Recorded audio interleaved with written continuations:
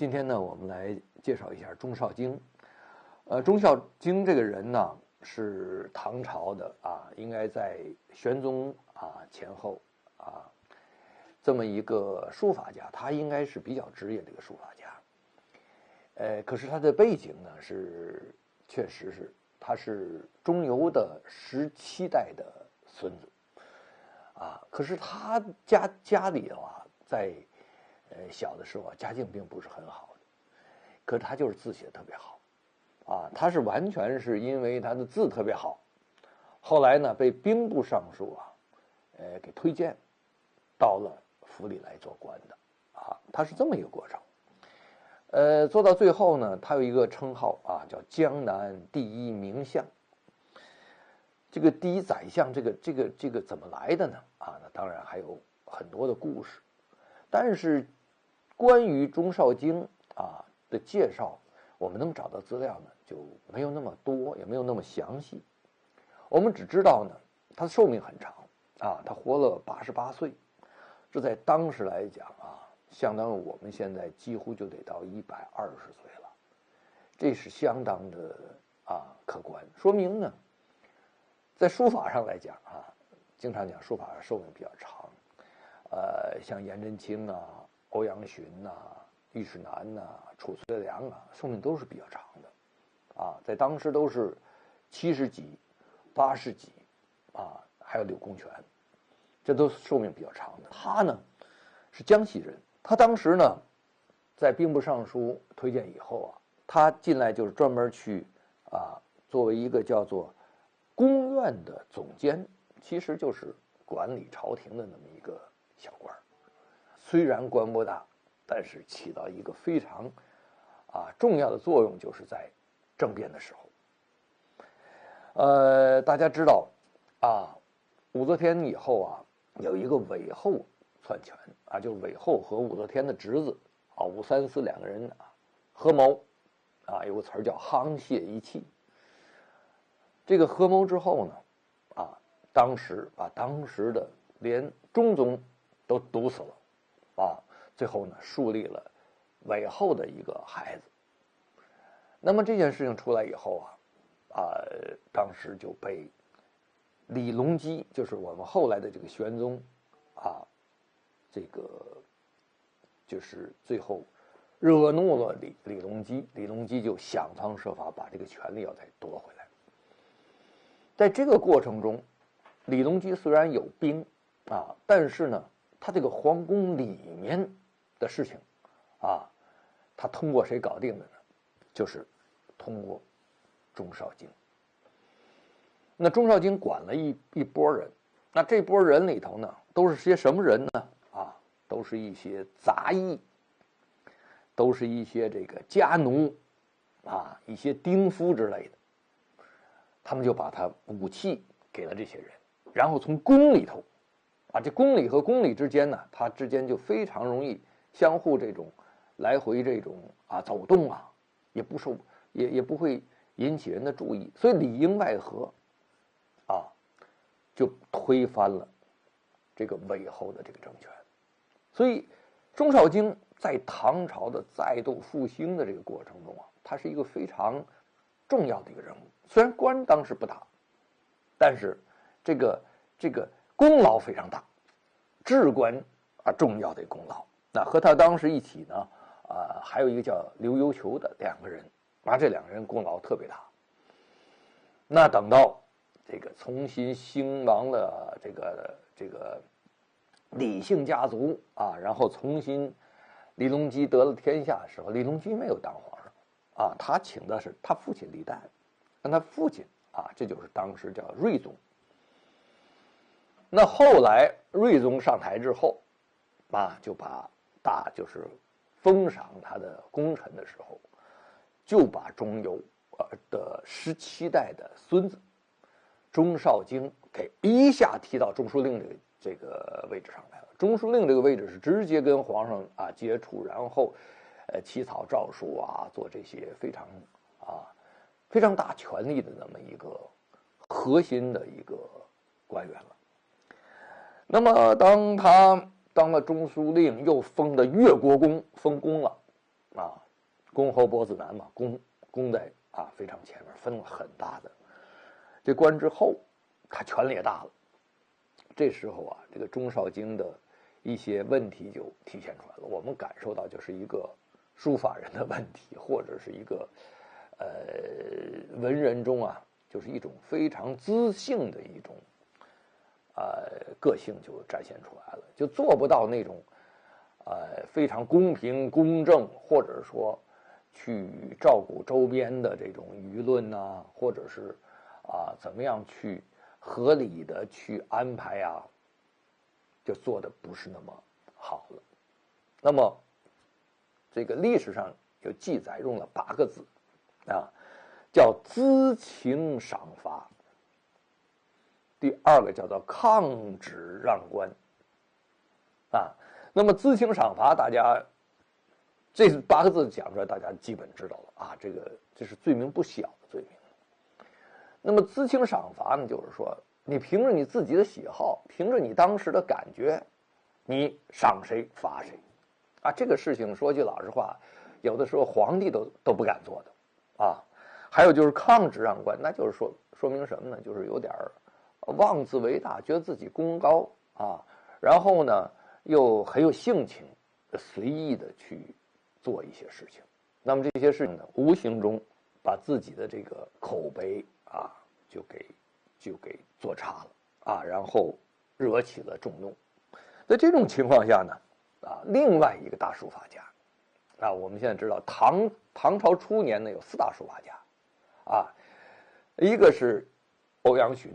一个是尉迟南，一个是褚遂良，还有一个叫薛稷。这薛稷这个人我们现在都不知道了我在提褚遂良的时候我也讲过这个薛稷这个人，因为呢他应该是这个褚遂良的外甥就是他的一个晚辈，但是他的字写的跟褚遂良非常相近。那么唐初来讲的话呢，因为薛稷也做过很高的高官，相当于宰相，所以呢薛稷当时被推到唐朝初年的4大家里。可后来呢为什么不提他呢？因为他和褚遂良的字的形态过于趋近，而又不如褚遂良的好，所以最后呢就变成了基本不提薛稷。但是在这个时候薛稷起到一个作用，就是薛稷向睿宗进言说说这样不行这样实在是影响我们的现在的这个人不适宜做这个官，就把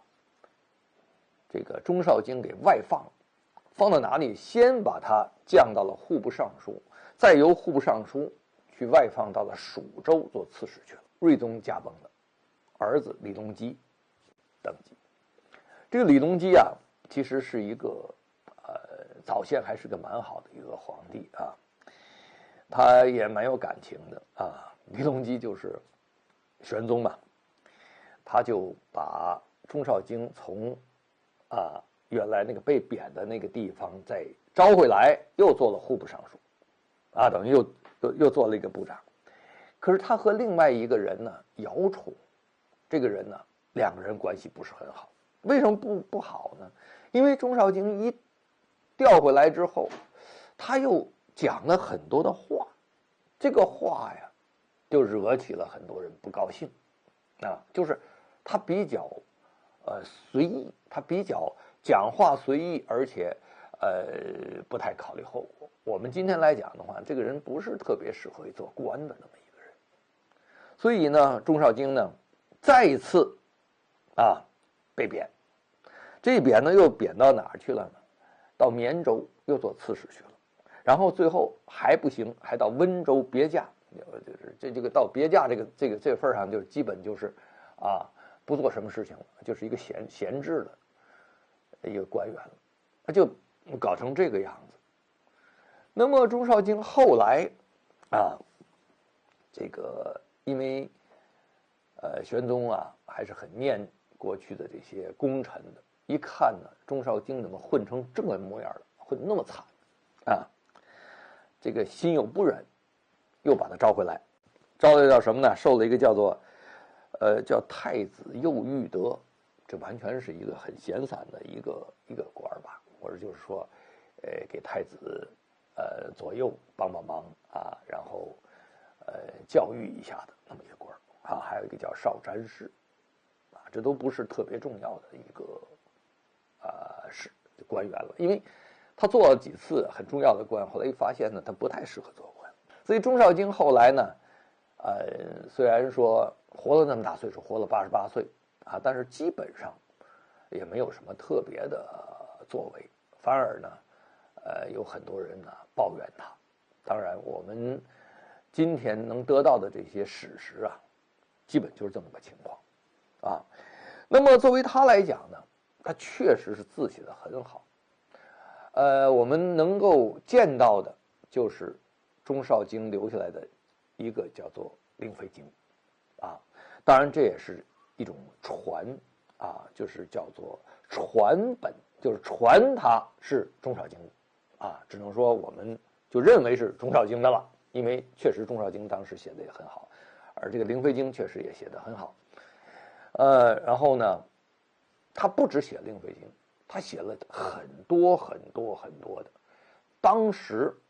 朝野里面的，比如说榜啊、对联呐，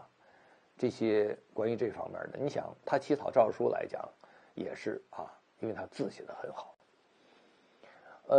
在那个时代里面，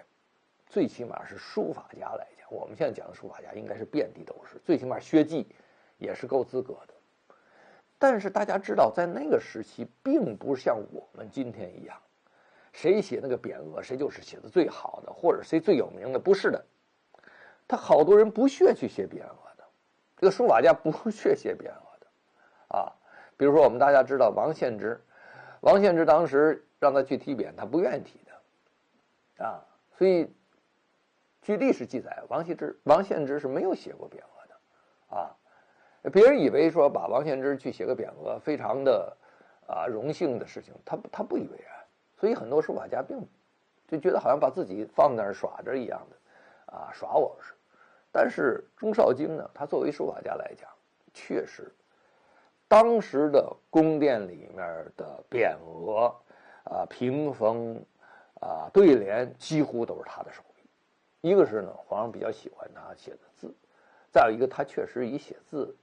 为出身，就是很多书法家也没有这个资格，或者是不愿意去写这个匾额去。那钟绍京呢，他的书法呢，我们知道他是受到了王献之的影响啊，包括王献之的这个我们现在见到的王献之的小楷那是这个13行洛神赋13行，玉版13行。我们能看到钟绍京有学习他的影子。那么钟绍京之后我们知道大书法家元朝大书法家赵孟頫也从他那儿学了很多东西。那么到后来的文征明也学了很多东西。那么有人说我们当代的一个刚刚过世的一个书法家启功先生，也有很多像钟绍京的从钟绍京学了很多东西。我自己呢在小的时候也曾经写过《灵飞经》，非常喜欢这个帖。所以我们今天来分析，虽然钟绍京是钟繇的17代的这个后人，但是他的字和钟绍京和钟繇的字，两个人会走了完全不一样的两条路。那么从钟繇来讲，他是从隶书转变过来的时候，转变成楷书的过程中在王羲之之前转变出来的这个过程中，他经历了一个隶书的形体和隶书的一个美，就是这种形态上的一种这个定式，转变成了一个我们现在讲楷书这个定式。在这个转变的过程中起到一个非常重要的作用，就像一个转折点一样那么这个点，它表现出来的形体是一个可视可非的那么一个形体，就是它这个形体是个变化可变，而且在变化中的一个很动态的一个形体。它有的地方偏隶书一点，有的地方偏楷书一点，就是一个过渡。但是我们知道它已经是楷书了。而到了钟绍京这个时代呢，而且到钟绍京这个人，我们会发现他已经是十足的唐朝式的标准的楷书了。那么因为到了这个钟绍京这个时代啊，几乎就是接近于唐朝中叶了，那么这个楷书呢已经一定的成熟了，所以他们两者之间就出现了一些不同。虽然他们是这个祖孙啊，就是多代的这个后人，那么在他们两个为什么把他们俩拿来做比较呢？啊，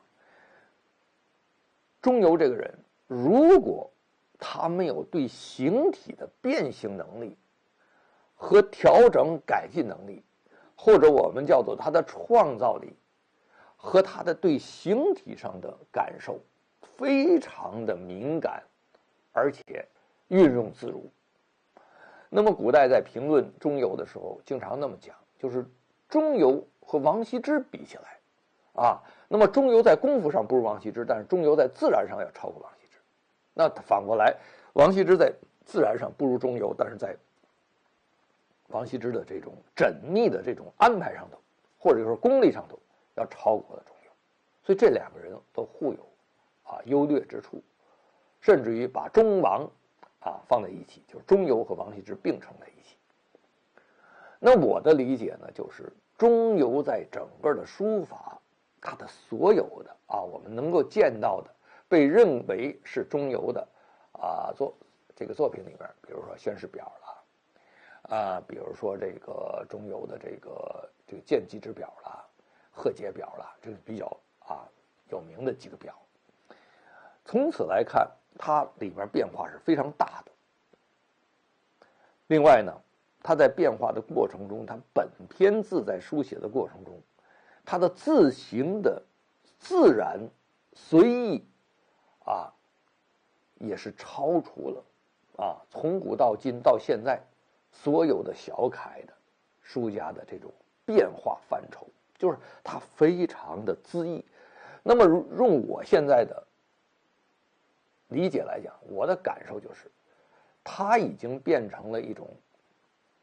对这个字的理解是完全是个感觉，它不是一个具象的形态了。所以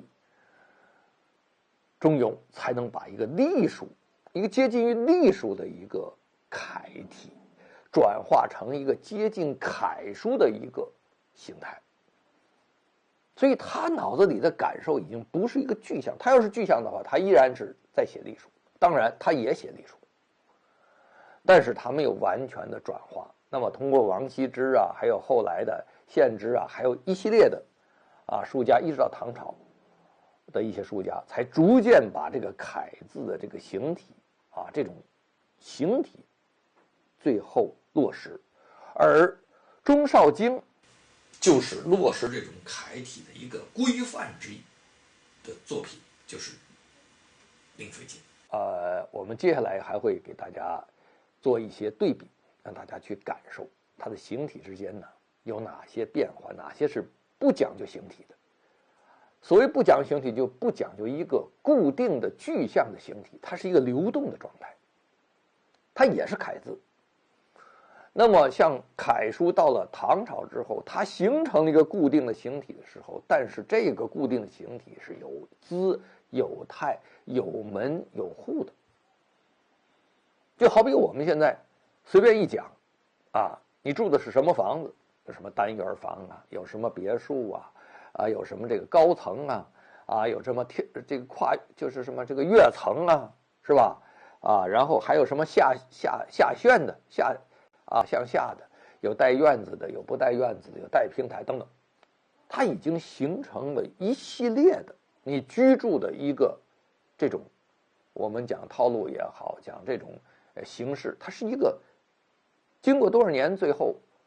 沉淀成了一个非常适合我们居住的不同的形式。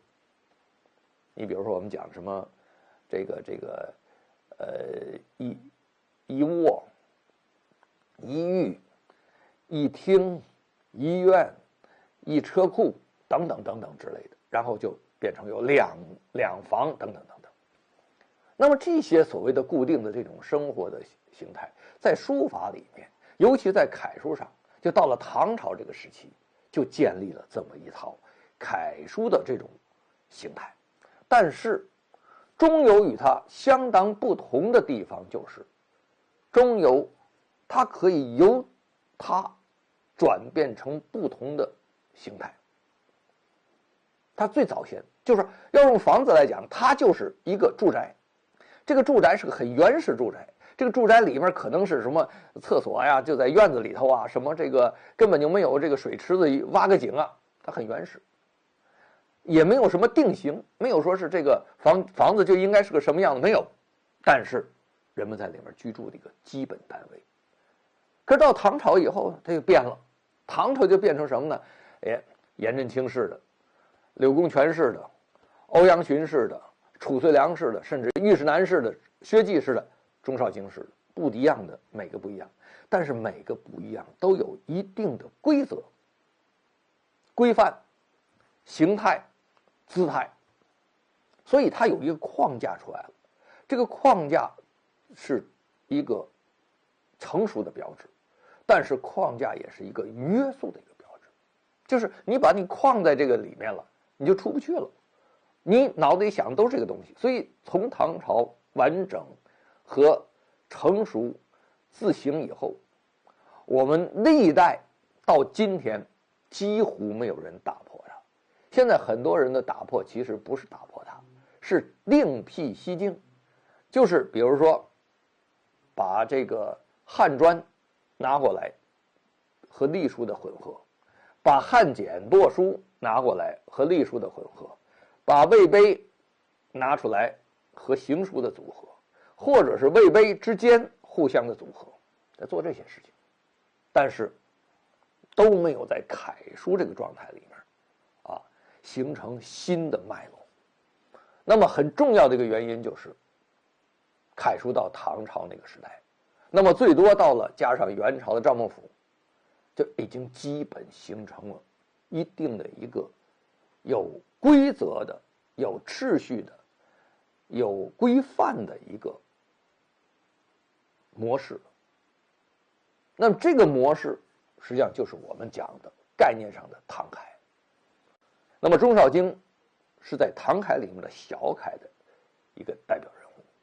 那么中游是在那种不成定式，可能产生任何一个定式的一个毛坯房、草房、这个茅草房、原始部落的那种居住的那个状态，它是一个不定形态的一个造型。那么真正我们现在归真，想回到祖先生活的那个状态里面去，想去感受一下那种生活，然后那种无拘无束，可以随意向任何一个方向发展的自己去创造的一个再回到那么一个原始的点原始的一个部落的那个状态里面去，那么其实就是中游。那么我们如果要是真正去临摹中游去的话，什么概念呢？就是说我们随便去把人家那个当时那个茅草房搬过来，原封不动，我们现在是这么干的。但实际上你了解那个道理的时候，你完全可以自己用我们现在的理解去做一个这种东西，他不在乎这种非常标准化的或者是模式化的外形。可是我们现在呢，大部分都是比较功利性，我们希望里面住得很合适，而且外面还要有一个固定的一个形态。你看我们高层，你看我们现在别墅，它基本都脱离不开来大概这些模式，因为这些模式是总结的经过多少代人去总结，它怎么适合于我们居住，适合于我们在里面生存，然后呢，我们在生活的过程中，我们能够享受因为这种造型给我们带来的一些便利，所以它已经形成了一种形式。所以我们今天在学楷书的时候，也是很容易进入到这种固定的形式里来。所以呢，这个像中游当时他确立的这种由隶书转变成楷书这个形体，实际上呢是一个可变的形体。也就是说，他自己都不知道我从隶书转变成楷书会转变成什么样子，他只会觉得更适合于书写，看着更美观，更适合于他想象的那种感觉。其实没有一个固定的一个结果，就他在写的过程中，他没想我要写成一个什么样的一个形态。但是唐楷以后就不一样了，这个唐楷以后，所有的人再想写的时候，他脑子里都会有 A、B、C、D 这个颜真卿褚遂良这个虞世南欧阳询包括柳公权，或者是再加上元朝的赵孟頫形态，所以他都有这些形态。这些形态在他脑子里根深蒂固，尤其作为初学者，在学习的过程中先接受的形态。而且这种形态，如果我们去跟我们现在小孩子们去讲你说过去我们曾经住过什么样的房子，我们祖先是怎么房子，他如果没有见到那些东西，他根本就不知道，他只知道我们现在住的是什么，住的是别墅，我们住的是什么，我们住的是我们现在的单元，我们的高层，我们的各种各样房子，他的印象全是这些东西，因为他压根儿从出生他接触就是这些东西，而且这些东西是已经有一定的定式的东西，就是因为它被更多的人总结归纳，最后觉得是最完美的，而且带有形态的这个外形和内在的这种功能和结构的。可是中游那个时期呢，它没有这些东西，它完全就是摸着石头过河，它需要什么东西加什么东西，需要改什么东西做什么，所以它是一个可变的。大家要记住了，艺术上头就是如果要进入到一个固定的形态里面去的话，这艺术的生命就快要终结了。因为艺术必须在这种变化之中去找到它的形态，而这个形态只有落在纸上的时候它才是形态，在脑子里头就不能有这个形态。而唐朝的楷书就建立了这么不同的这种形态感。所以呢，我们通常来讲，在对比中少经和中游来讲，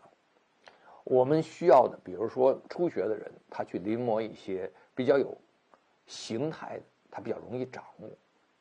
你去临摹中游的东西，你根本就摸不着北。你拿到那个形态，你觉得是形态，实际上它是变态，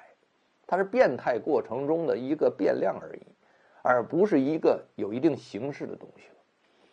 所以我们建议呢，初学者呢要学唐朝的一些唐楷规范的东西，实际上我们在学它的规范，而不是学它最后规范出来那个形状。我自己觉得我就是一个很好的一个例子，也就是说，我最早学的唐楷，我不喜欢中游的字，但是我等把所有的字，包括唐楷，包括魏碑，包括隶书，包括这个行书草书都了解了，然后把全世界包括日本人的这个书法都了解之后，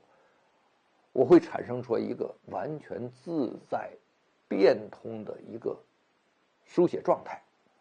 这个时候这个形状反而很多人说我的字更接近于中游了。所以从中游到中少经，实际上经过了一个不成熟到成熟的过程，但是这个成熟恰恰约束了艺术的进一步的发挥。下面呢，我们就具体的中游和中少经的字，我们做对比的过程中，再跟大家讨论这个问题。